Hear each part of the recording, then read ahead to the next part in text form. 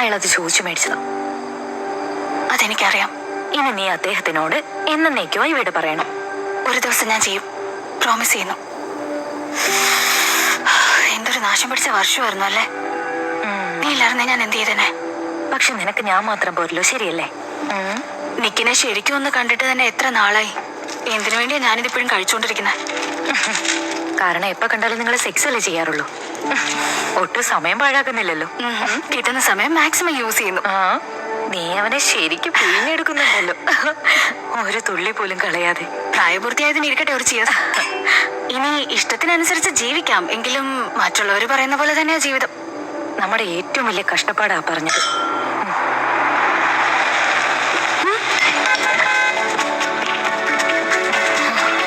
അവന് 100 ആയുസാണല്ലോ.